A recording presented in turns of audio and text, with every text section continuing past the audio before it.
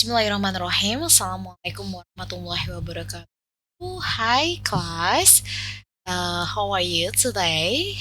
So I wish that you are all in a good conditions. You are stay safe and stay healthy. Well, today we are going to discuss new topic. We are going to continue our discussion to the next topic. That is about persuasive text. Okay, persuasive comes from word persuade, berasal dari kata dasarnya persuade yang artinya membujuk, merayu, itu persuade. Sedangkan persuasif ya berarti sesuatu yang bersifat bujuk rayu gitu, dan bersifat membujuk atau merayu ya. So hari ini bisa ditebak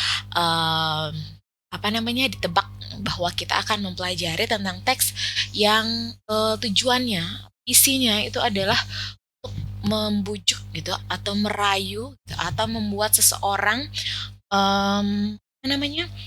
setuju dengan apa pendapat kita gitu, setuju dengan apa yang kita percaya, buat orang percaya gitu terhadap apa yang kita percaya gitu. So make people's believe gitu, following our belief gitu, membuat orang itu ngikutin apa yang kita percaya gitu. Itu sih tujuannya persuasive text gitu ya.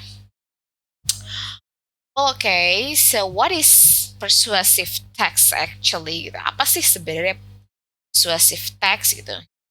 Persuasive text is any text where the main purpose is to present a point of view and seeks to persuade a reader gitu. Jadi main purpose-nya, tujuan utamanya adalah untuk presentasikan a point of view gitu, untuk menunjukkan, menyatakan gitu, mempresentasikan gitu. Ya sih menyatakan gitu ya, statement gitu, sebuah point of view, sebuah pandangan, pendapat gitu, belief, keyakinan gitu, sebuah keyakinan, sebuah pendapat, sebuah pandangan, and seeks to persuade a reader, dan gitu bertujuan untuk membujuk pembaca gitu, untuk merayu pembaca, membujuk agar pembaca setuju terhadap pandangan tersebut gitu. Jadi teks persuasif itu sebenarnya banyak bentuknya. Bisa berupa iklan, koran, di majalah, social media. Tapi kalau dalam konteks formal itu bisa berupa teks argumentatif, bisa jadi ada teks yang menyatakan satu point of view, tapi ada kadang-kadang teks yang membenturkan dua pandangan gitu, kemudian dia mengambil suatu pandangan yang lain, nah macam-macam. Tapi pada intinya sih jadi semua teks yang bertujuan untuk menyatakan sebuah pandangan dan membujuk pembaca untuk meyakini atau mempercayai pandangan tersebut gitu ya. So, karena tujuannya adalah to convince the reader to agree with the author about an issue, karena tujuannya dia, aim itu kan tujuannya. Karena tujuannya adalah untuk to convince, persuade itu persamaannya to convince, untuk convince the reader, untuk membujuk pembaca, untuk menyetujui, setuju nih gitu, mengikuti ya, mengubah pandangan pembaca gitu supaya setuju dengan penulis gitu about an issue, maka dalam teks persuasif teks itu dia menggunakan facts gitu, fakta-fakta gitu, untuk pembacanya supaya setuju gitu, percaya, terbujuknya gitu deh. Gimana sih kalau kalian lagi ngeyakinin orang tua kalian nih, kalian mau beli sesuatu gitu, pasti kalian gimana sih caranya orang tua supaya percaya? Pasti kalian bilangin faktanya begini gitu. Masih ditentang gini loh, kalian berusaha ngeyakinin gitu dengan menggunakan apa gitu, dengan menggunakan kata-kata bujuk rayu sedemikian rupa dan didukung fakta-fakta gitu, sehingga pendengar atau pembaca itu tuh akhirnya setuju gitu, akhirnya memberikan green light gitu, lampu hijau sama apa yang lagi kalian propose gitu. Jadi biasanya sih penggunaan fakta-fakta, analisis, uh, kenyataan lapangan itu akan lebih memperkuat pandangan atau point of view yang ingin kita berikan, sehingga readers atau pembaca itu bisa lebih mudah untuk percaya sama apa yang kita ingin presentasikan gitu ya. So, di dalam generic structure-nya gitu, dalam sebuah persuasive text itu biasanya akan dimulai dengan statement atau goals. Jadi statement ini point of view apa sih gitu yang kalian ambil gitu. Misalnya tentang isu hukuman mati terhadap koruptor. Nah, di paragraf pertama kalian harus memberikan statement apakah whether you support atau kalian gak support gitu. Jadi paragraf pertama adalah pandangan kalian nih, statement kalian terhadap sebuah isu. Whether kalian merasa bahwa hukuman mati itu harus dilakukan atau tidak harus dilakukan gitu. Kemudian pembahasan selanjutnya akan didukung oleh argumen. Misalnya nih, di statement atau goals kalian itu you want to say that you support gitu death penalty for corruption gitu. Kalian mendukung hukuman mati untuk koruptor, maka paragraf selanjutnya adalah paragraf argumen atau reason yang meyakinkan pembaca bahwa statement atau pandangan kalian itu benar, bahwa reasons kalian, alasan kalian untuk statement itu adalah kuat gitu. Nah, baru kemudian dilanjutkan dengan conclusion atau kesimpulan yang berisikan summary dan juga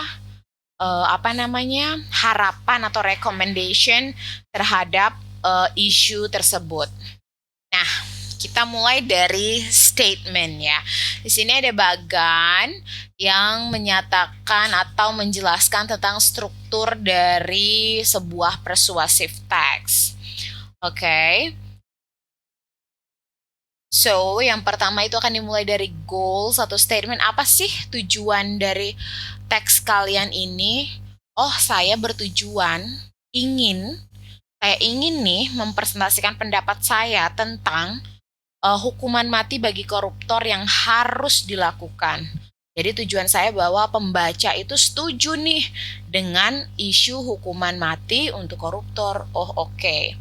Maka dari itu saya akan menyatakan atau menyajikan alasan-alasan yang mendukung pendapat saya. Satu, kenapa sih? Alasannya adalah hukuman mati bisa membuat efek jerah. Alasannya apa? Oh, berdasarkan data di negara ini yang telah menerapkan hukuman mati bagi para koruptor, bla bla bla bla bla. Terus reason kedua apa? Nah, di dalam reason itulah kamu menyatakan fakta-fakta atau contoh-contoh yang dapat memperkuat alasan-alasan kamu tersebut. Seharusnya di sini ada lanjutannya ya, conclusion, tapi di buku tidak. Well, first statement atau goals. Statement is an overview of the arguments and reveals the position to be argued. Jadi statement itu adalah overview, adalah pandangan argumen kamu yang reveals gitu, yang menyatakan posisi kamu dalam argumentasi tersebut. Apakah kamu support atau tidak support? Nah, contohnya smoking habit should be stopped. Gitu. Itu sudah jelas bahwa position kamu adalah melarang atau tidak setuju atau ingin pembaca itu berhenti gitu melakukan atau ya melakukan kebiasaan merokok. Nah, itu adalah you state your position, you state your apa namanya position, your belief gitu, pandangan kamu terhadap sebuah isu. Tuh. Lanjut ke paragraf selanjutnya, itu paragraf argument atau reasons. It's a series of points with supporting evidence. Adalah points, series of points, sebuah beberapa poin gitu ya, yang dilengkapi atau didukung dengan bukti. Ya, jadi cirinya apa namanya? Cirinya dari persuasive text itu benar-benar ada analisis atau ada facts gitu. Oke, ketika kamu bilang bahwa saya meyakini, I believe that smoking habit should be stopped. Saya meyakini bahwa kebiasaan merokok itu harus dihentikan. Nah, sekarang harus ada dijelaskan dong why-nya, reason-nya apa nih gitu, argumen kamu apa gitu. Pertama gitu, merokok misalnya harms your body gitu, membahayakan tubuh kamu. Yang kedua, merokok itu membahayakan orang lain, harms others gitu, harms other people gitu. Yang ketiga, apa namanya?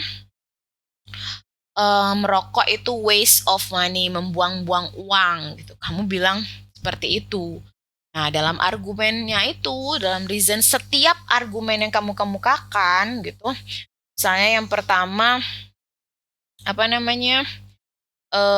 Kamu menyatakan bahwa yang pertama kamu menyatakan bahwa apa namanya?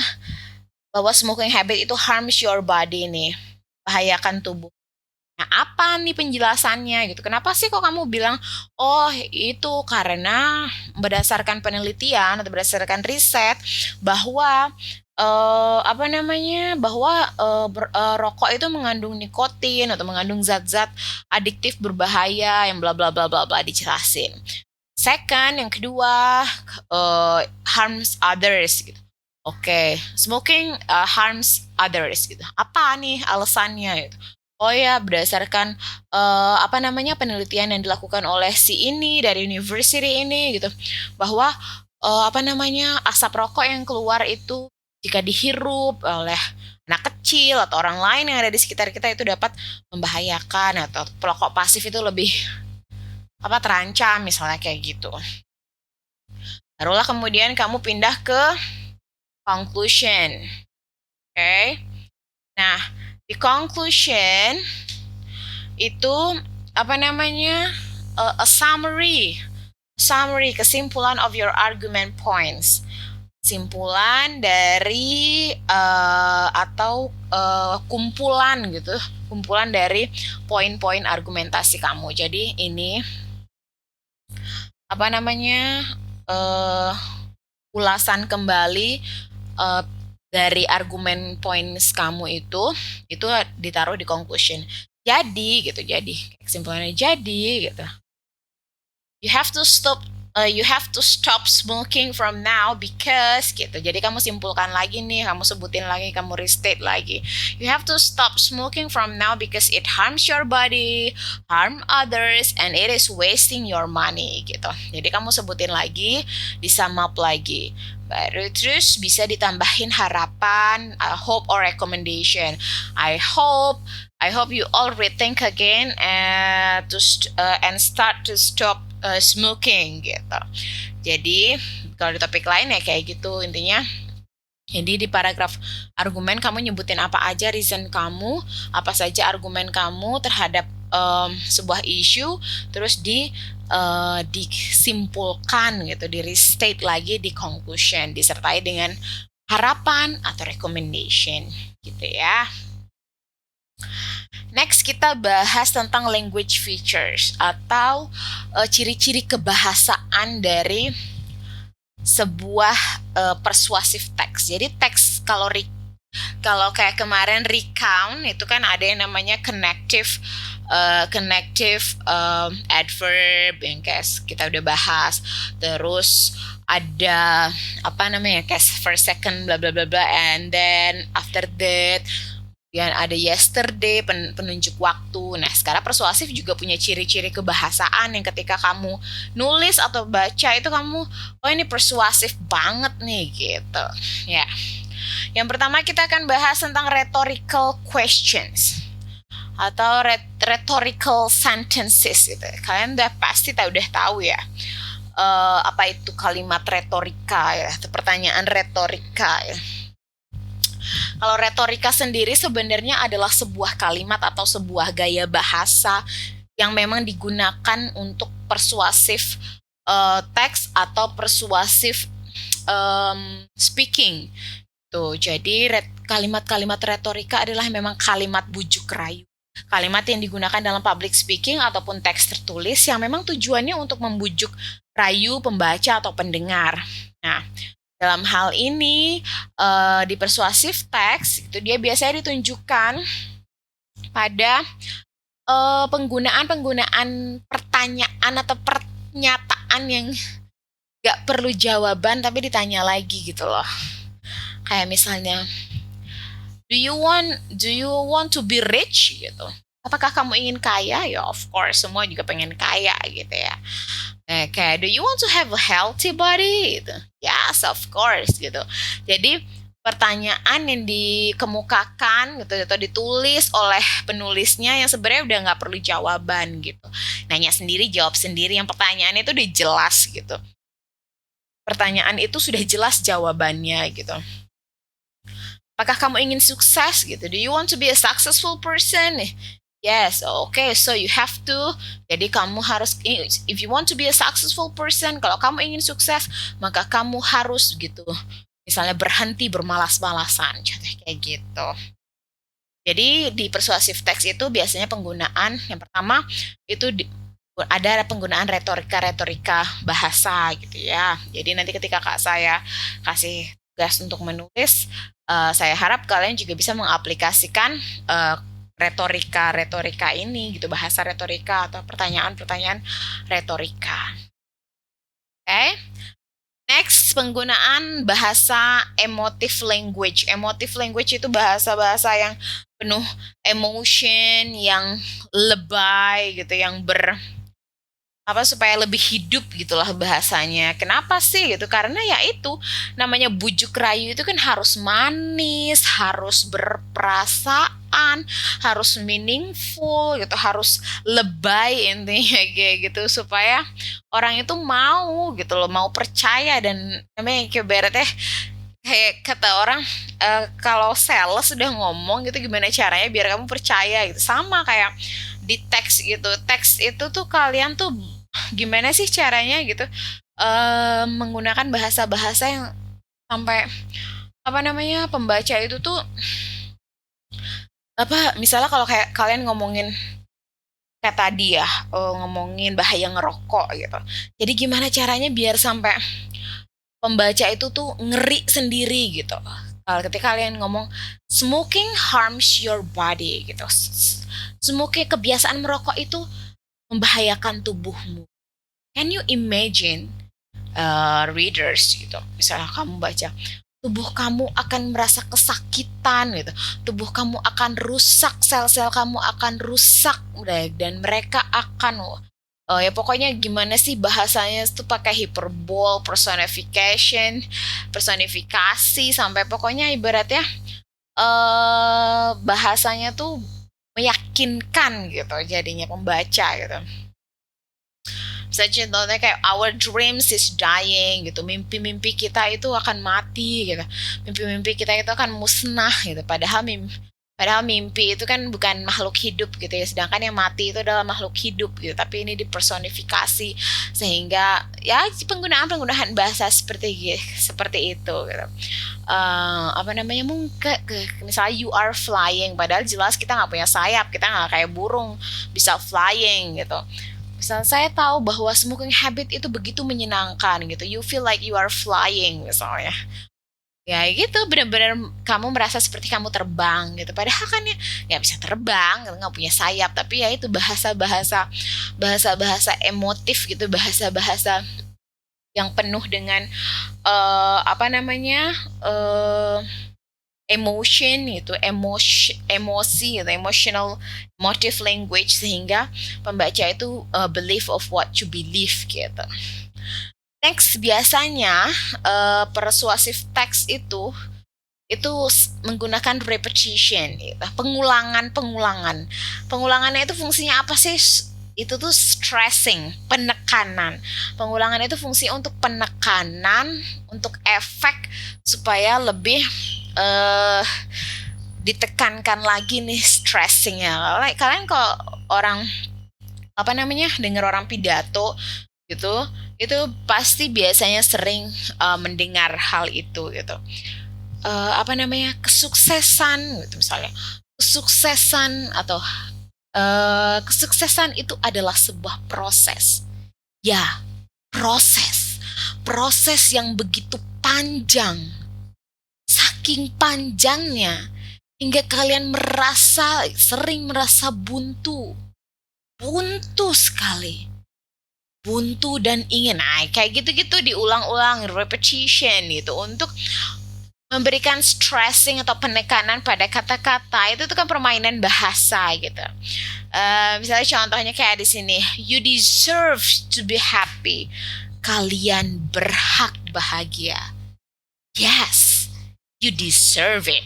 Ya, kamu berhak gitu. Deserve diulang penggunaan kata deserve untuk menekankan bahwa apa namanya stop smoking habit gitu.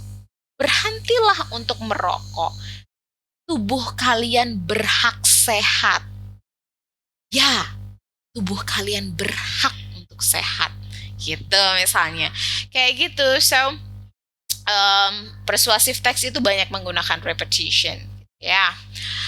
Next, penggunaan modal verbs and adverbs. Modal, tahu kata-kata modal ya, seperti penggunaan should, must, have to. Yang intinya seluruh variasi itu pada intinya adalah kata harus. Jadi persuasif itu sering menggunakan terus atau selalu bahkan menggunakan kata-kata yang mencerminkan keharusan. You should, you must, you have to.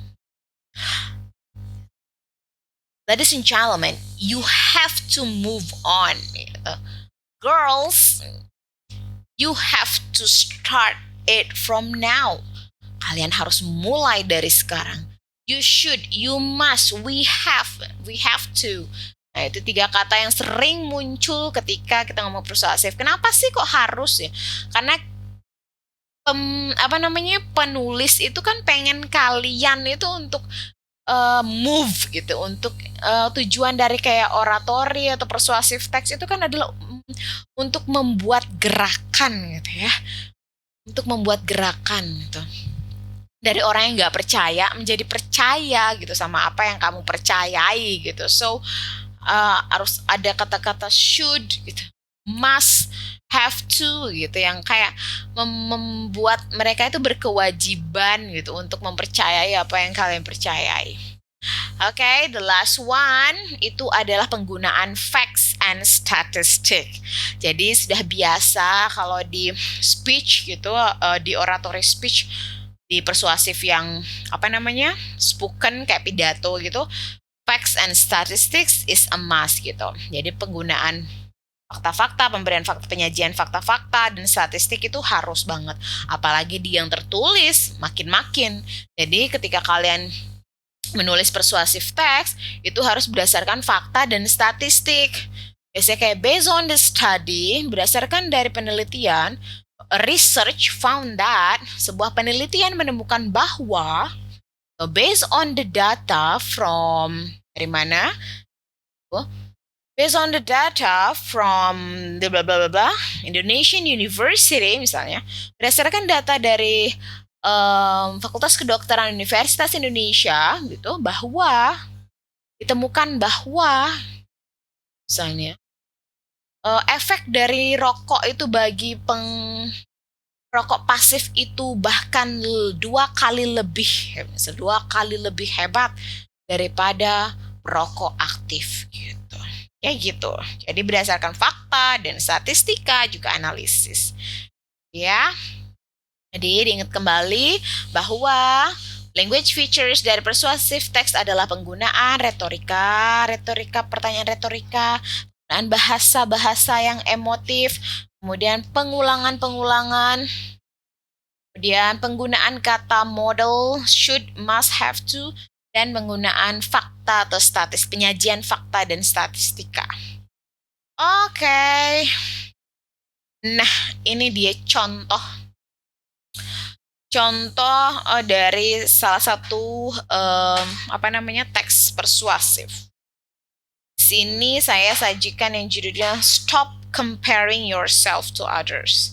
Berhenti membandingkan dirimu dengan orang lain.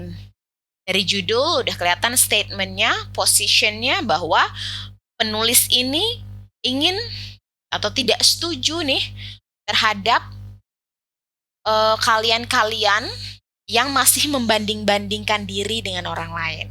Gitu. Nah sekarang kita lihat nih, paragraf pertama adalah paragraf statement atau goals. Kita baca ya. Do you still compare yourself to others? Of course. Look at him, his score is better than you, or you can win, the others aren't as good as you, etc. Those are not always the best way of thinking. There are many reasons you must stop comparing yourself to others. Do you still, apakah kamu masih sering membanding-bandingkan dirimu ke orang lain? Of course, tentu saja. Look at him, lihat tuh dia. Nilainya dia lebih bagus loh daripada kamu. Atau, ayo kamu bisa, yang lain gak bagus, gak lebih bagus dari kamu, dan sebagainya. Ya, nah, those are not always the best way of thinking. Sebenarnya pemikiran-pemikiran kayak begitu itu gak selalu pemikiran yang baik loh. There are many reasons, ada banyak alasan kamu harus berhenti membandingkan dirimu dengan orang lain. Nah, di paragraf pertama atau paragraf statement, terlihat bahwa penulis berusaha meyakinkan kalian bahwa nggak baik loh membanding-bandingkan diri kamu dengan orang lain. Nah, sekarang apakah kamu juga akan percaya juga terhadap pemikiran tersebut? Nah, itu ditentukan setelah kamu membaca argumen atau reasons-nya. Paragraf kedua dan ketiga itu jelas paragraf argumen. Bisa dilihat dari first, second gitu ya. Itu menyatakan nomor dari alasan atau argumen yang ingin di present gitu, atau dinyatakan. First, negative comparisons of yourself to others may kill your mental health. Should you care? Should you care about your mental health? Of course you should. The University of Pennsylvania study found that comparing yourself to others led to greater feelings of depressions and loneliness. Yes, depressions and loneliness. The researchers found that negative comparison can make others feel as though they are not doing as well or that someone else's life is so much better than theirs. Jadi ketika diomongin banyak alasan kenapa kamu harus berhenti banding-bandingin diri kamu dengan orang lain. Pertama, pembanding-bandingan secara negatif gitu, membandingkan dirimu dengan orang lain dapat membunuh kesehatan mental kamu. Apakah kamu harus peduli terhadap kesehatan mental? Of course you should. Harus dong. University of Pennsylvania study, penelitian dari University of Pennsylvania, menemukan bahwa membandingkan diri kamu ke orang lain itu bisa membuat kamu depresi dan merasa sendiri. Ya, depresi dan merasa kesepian. Peneliti menemukan bahwa negative comparison, membanding-bandingkan diri secara negatif itu dapat membuat orang lain itu merasa bahwa mereka nggak pernah ngelakuin hal yang baik, mereka nggak pernah benar gitu, dan merasa bahwa kehidupan orang lain itu selalu lebih baik dari kehidupan mereka gitu. Argumen yang kedua, second, comparing yourself to others makes you pessimistic gitu katanya. Reason yang kedua bahwa kamu harus berhenti banding-bandingin diri kamu adalah karena banding-bandingin diri kamu itu bikin diri kamu pesimis gitu. Kenapa aku bisa bilang gitu? Oke, aku sajikan faktanya gitu ya. Psychologist Michael Vedanoy in his study found that comparing ourselves to others makes us to have a tendency to feel that success is too impossible. Too impossible. We feel that failure always walking behind us. Yang kedua, membandingkan diri kamu ke orang lain gitu akan membuat kamu merasa pesimis. Seorang psikologis bernama Michael Vodianoy in his study menemukan bahwa membanding-bandingkan diri kamu dengan yang orang lain membuat kamu memiliki tendensi merasa bahwa sukses itu terlalu tidak mungkin, gitu. Jadi kamu dari teks ini kamu ngerasa aduh nggak mungkin lah aku kayak dia, gila nggak mungkin lah apa sih aku remah peyek, aku remah tongguan kayak gitu. Jadi kamu akan selalu merasa kecil gitu katanya. We feel that failure, kita akan merasa bahwa kegagalan itu selalu deh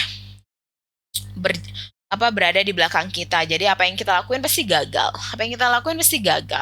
Gitu. Jadi selalu pesimis gitu. Nah, paragraf terakhir, for all these reasons gitu. Jadi dengan alasan itu semua, and because we are unique, jadi karena alasan itu semua bahwa comparing yourself itu bisa membunuh kesehatan mental, bahwa membandingkan diri itu membuat kamu pesimis. We should not compare ourselves with others. Kita nggak boleh membanding-bandingkan diri kita dengan orang lain. Only with ourselves. Bandingkanlah diri kita dengan diri kita sendiri gitu loh. Jadi, so if we use this pattern, nah kalau kamu berpikir dengan pola pikir ini, membandingkan diri kamu hanya dengan diri kamu sendiri gitu, we will not feel less or more than others. Kita nggak akan ngerasa lebih jelek atau ngerasa lebih hebat dari orang lain. Kita hanya akan aku lebih baik, yang penting aku lebih baik dari diriku yang kemarin gitu. So we will live happier. Jadi kita akan hidup lebih bahagia gitu. Sama aja sih ya, kayak pokoknya intinya adalah bersyukur, sabar dan syukur gitu. What we have now gitu, that's what we have to thankful for gitu. Apa yang kita punya sekarang itu sih yang harus kita syukuri gitu.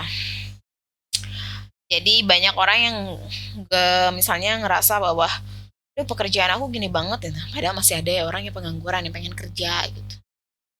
Aduh kuliah ngebosinin banget sih gitu, padahal banyak banget yang pengen kuliah kayak gitu ya. Stop comparing yourself to others and start to be gratitude gitu. Mulailah untuk apa ya sih, untuk merasa bersyukur gitu. Nah itu contoh teksnya. Karena kalau kita ngomongin ciri-cirinya, yang pertama adalah rhetorical question. Nah, penggunaan bahasa-bahasa retorika. Kita bisa lihat nih di sini nih. Do you still compare yourself to others? Of course. Nah, kayak gitu. Ya, itu retorika. Apakah kamu masih sering membandingkan diri kamu dengan yang lain? Should you care about your mental health? Itu contoh yang lain. Apakah kamu harus peduli terhadap kesehatan mental kamu? Of course you should. Harus dong. Itu adalah pertanyaan-pertanyaan retorika yang bisa kalian gunakan di persuasive text dan ditemukan dalam teks ini. Ciri kedua tadi apa ya? Adalah penggunaan emotive language atau bahasa-bahasa yang lebay gitu, bahasa-bahasa personifikasi atau hiperbola gitu yang menggunakan emotif. Kita lihat di paragraf pertama. Nggak ada kayaknya. Oh ini. Yang paragraf kedua, may kill your mental health. Bisa membunuh kesehatan mental kamu. Padahal yang dibunuh itu kan jasad ya, tapi mental health, kesehatan mental yang dibunuh. Terus apa lagi? Paragraf ketiga, oke, ini we feel that failure always walking behind us. Kegagalan berjalan gitu. Padahal kan kegagalan nggak punya kaki gitu. Dia berjalan di belakang kita. Kayak gitu-gitu penggunaan emotive language. Terus yang ketiga, repetition, pengulangan-pengulangan. Ada nggak di paragraf pertama? Nggak ada ya. Paragraf kedua,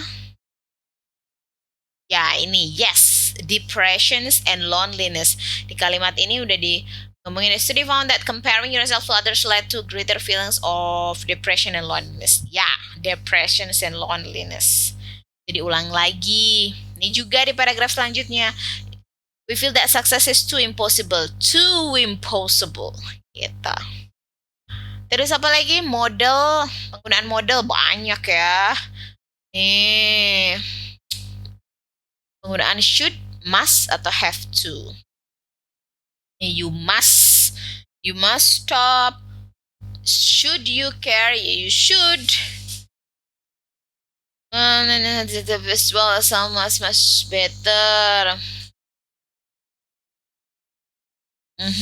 We should not compare. We should not. Pokoknya Kak cari kata-kata should, must, gitu, itu. Itulah model. Dan yang terakhir adalah apa tadi? Fact ya, facts, fakta-fakta atau statistik. Nah ini udah jelas nih dari studi dari University of Pennsylvania, psikologis Michael Vernanoy, gitu-gitu. Penggunaan fakta atau statistik atau analisis untuk meyakinkan atau menguatkan argumen kamu. Jadi nggak cuma ngomong-ngomong sembarangan gitu, cuma nggak sekedar iseng gitu. Jadi supaya orang lain percaya. Gitu. Oke, saya harap penjelasan saya cukup jelas. Kita mulai dari pengertian, kemudian kita bahas tentang tujuan dari teks persuasif, yaitu untuk mengconvince atau membujuk pembaca untuk percaya terhadap sebuah point of view. Kemudian yang ketiga kita bahas tentang generic structure-nya, terdiri dari statements, argumen, dan conclusion. Kalian bisa lihat contohnya di sini. Ini adalah paragraf statement. Kemudian 2 paragraf ini adalah paragraf argumen, 1 reason, dan yang terakhir adalah conclusion. Dan kemudian kita bahas juga tentang language features-nya, yaitu penggunaan rhetorical question, penggunaan emotive language, penggunaan repetition, penggunaan model, dan penggunaan facts or analysis. Saya harap penjelasan saya sudah cukup jelas. Nah, jadi untuk tugas kalian yaitu susunlah sebuah persuasive text yang terdiri dari minimal 4 paragraf seperti contoh yang saya berikan. 1 paragraf statement, 2 paragraf argumen, dan 1 paragraf conclusion, atau lebih. Misalnya 5 paragraf nih, 1 paragraf statement berarti 3 paragraf argumen, 1 paragraf conclusion. Gitu, atau terserah mau berapa. Ya, tapi 5 paragraf itu udah bagus lah. Oke. Nah, sama seperti recount kemarin, bisa formatnya berupa PDF atau Word, atau kamu tulis tangan, terus difoto dan disubmit, gitu. Nah, topiknya kalian bisa pilih dari 3 ini. Oke, kalian bisa pilih dari 3 ini. Saya tahu bahwa di Google, gitu, kalau kayak Google mungkin banyak teks atau yang sudah jadi atau mungkin ada gitu. Tapi saya nggak berharap bahwa kalian menggunakannya atau menyonteknya dengan plek gitu ya. Saya akan tahu karena saya akan cek, saya akan copy dan saya akan paste ke Google barang siapa yang saya temui lakukan plagiasi. Kalian hanya boleh kayak mencari riset, mencari analisisnya, mencari fakta gitu, mencari statistiknya gitu tentang argumen-argumen yang ingin kalian kemukakan, bukan copy paste apa yang ada di Google kemudian kalian sebut bahwa itu teks kalian. Nah, that's why saya masukkan topik salah satunya di sini. Oke, jadi kalian bisa pilih dari tiga ini. Bullying should be stopped. Perundungan harus dihentikan. Atau plagiarism should be avoided. Plagiarisme harus dihindari. Atau yang ketiga, topik ketiga, gadget addiction should be stopped. Kecanduan gadget harus dihentikan. Oke, silahkan pilih dari tiga topik tersebut. Pilih salah satu saja, kemudian buatlah persuasive text-nya. Oke, deadline-nya seminggu seperti biasa. Silahkan disetorkan di e-learning kalian. Oke, so check your e-learning, apa saja tugasnya. Saya rasa cuma dua sih. Yang pertama membuat video pronunciation untuk lanjutan unit ketiga. And the last one, ya buat persuasive text. Okay, so class, that's all our discussion, our material for today about persuasive text. See you on another meeting. Thank you so much. And wassalamualaikum warahmatullahi wabarakatuh. Bye-bye.